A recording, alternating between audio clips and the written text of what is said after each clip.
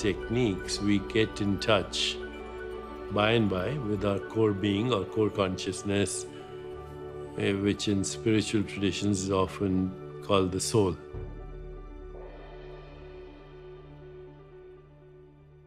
Your pituitary gland does amazing things when you are in meditation. It releases oxytocin, dopamine, relaxin, serotonin, endorphins.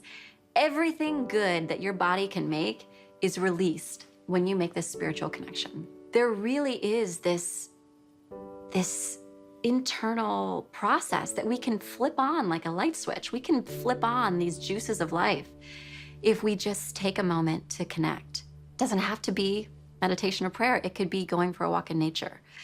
But your mind needs to quiet, your breathing needs to slow, and you want to feel that unshakable peace. We did an amazing study just a little ways back at one of our advanced workshops. We took 120 people, and we wanted to measure their circulating cortisol levels and a chemical called immunoglobulin A, or IgA. We put them through 4.5 days of training, and at the end of 4.5 days, we measured to see if there were any epigenetic changes or chemical changes that took place by their internal work. We found that the majority of people's cortisol levels diminished, which means they were no longer in survival, they were no longer stressed. But the relevant thing that happened was that their IgA levels went from about 51.5 to 83, right to the ceiling of what's considered high, and some people were up in the hundreds. Now, IgA is the primary defense against bacteria and viruses. It's greater than any flu shot.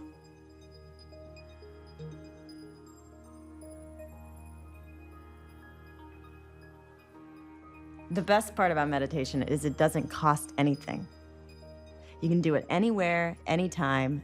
Just quiet the mind and get rid of that excess mental baggage.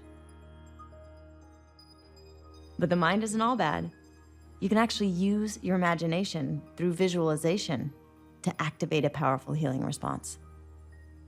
What if I told you to do a simple exercise of imagination, to go to your refrigerator, open it up, find a lemon, take the lemon, put it on the cutting board, cut the thing in half, take a look at it, juice is welling up, and stick out your tongue and lick it. Your salivary glands would go crazy, and it was all in your imagination. So there's no question that what we imagine can affect our physiology. For several years, I've been collecting stories, testimonies, interviewing several hundred people who've used visualization as some part of their healing journey. And amazingly, what like 99% of them do is you take an internal picture of illness and convert it into an internal picture of wellness. And that's it. It's illness to wellness. That's it. And they just do it over and over and over again. So to give you a few examples of this strategy of illness to wellness, people who are even getting chemotherapy, imagine the chemo drugs as little piranha fish going and nibbling at the tumour. But in their mind's eye, what they're seeing is the tumour getting smaller and smaller and smaller and smaller until it's gone. People in radiotherapy imagine the radiation like bolts of lightning going pum, pum, pum, pum, pum, and burning chunks out the tumour. But again, tumour's getting smaller and smaller and smaller until it's gone.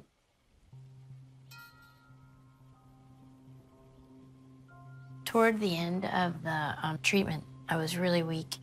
So Deanne called and she said, "Do you want to have your session?"